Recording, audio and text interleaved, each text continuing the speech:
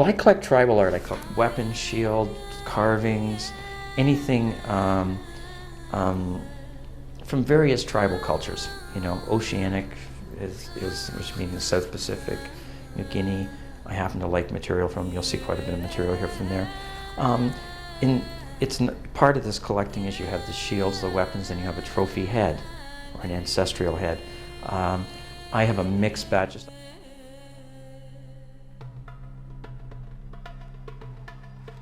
Bill, standing in your foyer, it is absolutely overwhelming. How did you get started collecting these materials? Oh boy. Several years ago, I started traveling down to Ecuador and Peru and got interested in some of the cultures there and their customs. And from then on, buying books on the particular tribe there called the Shuar, I became interested in, who became famous for their custom of shrinking heads many years ago. Through that, I kind of went off into other cultures that were headhunters, others that were cannibal cultures, and an interest in general tribal cultures all over the world. As unusual as it may sound, this is actually like a trophy case. This is a human, a lot of these heads were human trophies taken in battle. Yeah, there's lots of other material here that evolves around those cultures too. But foremost, there is a lot of trophies here. You know, if we go back in time to the origin of the trophy, like, you know, I have a 16-year-old son who has a wall of hockey trophies. But you know, our Stanley Cup and all these things, the origin of the trophy were in battles. This is when people used to bring a head, a scalp, a finger, some memoir of battle to bring back to show that they triumphed over the enemy. The origin of the trophy started with body parts.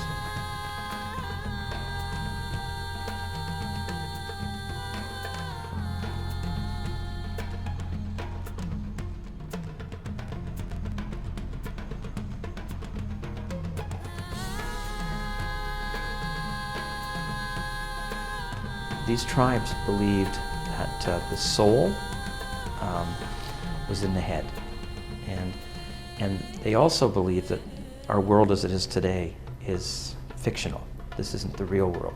The real world is the next one, and so a lot of them didn't fear death.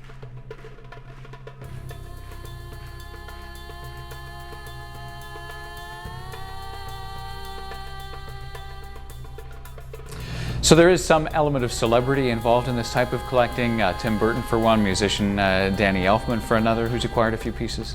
Yeah, I've done some trading and selling with them in the shrunken head area. There's a lot of people that collect in this field. Now in this cabinet you've got one that is very unusual looking. There's got to be a story behind that. Yeah, this is a trophy head from a tribe called the Naga. The Naga lived in the highlands between Burma and India, and an area called Nagaland. They would highly decorate these, put highly carved buffalo horns on these and hang these out in front of the huts. This is the only one I know that is in a private collection. There are some in a few museums in England, but it's the only one. This came out of an old German collection. Actually, this was published in a book that was published in the 1920s out of Germany. Now you've also got an interesting weapon by the looks of it. Yeah, these are shark-toothed daggers, and this would be these are shark's teeth. This is from the Gilbert Islands, and this has it's tied with human hair, and they weren't headhunters, but they were pretty serious cannibals, and they would attack a neighboring islands and in search of dinner. What about the one on the bottom shelf? That is unlike most of the other ones. Yeah, this isn't a trophy head by any means. This is a Tibetan monk's head. And in Tibet, I don't think it's practiced anymore, but they used to keep the bones and skulls of other monks, and they would meditate with them, decorate them, keep things in them. This has a little compartment for storing stuff. And they would decorate them with pewter and silver. And the odds are the person that did this knew this person and really cared for them. Now on this wall again, some very different looking pieces. Yes, this is an ancestral post from the Sepik area of New Guinea, and on it we have a trophy skull This is a skull taken in battle. That has clay, has had mud, clay put on top of it, and it's been painted. I always think of the old Tarzan movies when the people would drop the luggage and run when they came across the pole, the ancestral pole with a skull on it. It's not like collecting keychains. It's not like collecting spoons. This is an unusual collection that you have. What is the reaction that you get when you show other people what you have? I think some people are shocked, but I think a lot of people are very interested in hearing. As I say, I go out sometimes and talk to schools. It's only been private sector schools where I take objects and talk about them, because you don't learn about any of this stuff out there. No one tells us these things are fictional stories we've all heard from the past, but a lot of this stuff went on. I mean, the truth is stranger than fiction.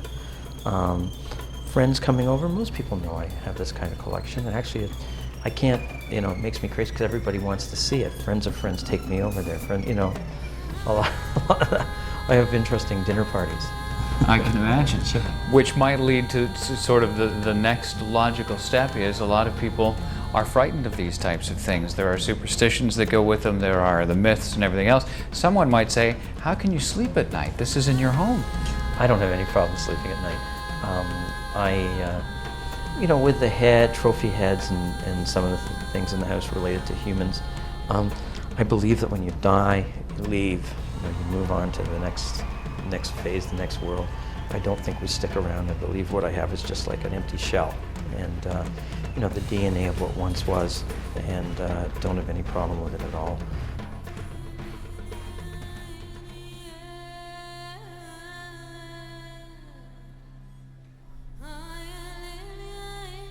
So not only are you dealing with the tribal culture, but you've got a few pieces in your collection that actually goes back to what would be the North American historical two sides of confrontation, the cowboys versus the Indians.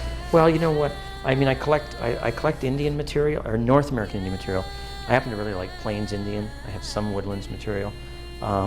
You'll go through the case there. I do have a pair of moccasins that were attributed to belong to Sitting Bull, and they came from an old museum in Niagara Falls, and from all the paperwork you can find with them, they were given to the museum, were sold from a scout, Van Buren.